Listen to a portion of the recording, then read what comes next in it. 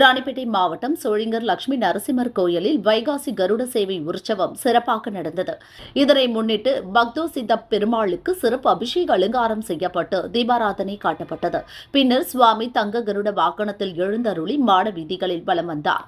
வீடுதோறும் பக்தர்கள் கற்பூர ஆரத்தி காண்பித்து வழிபட்டனர்.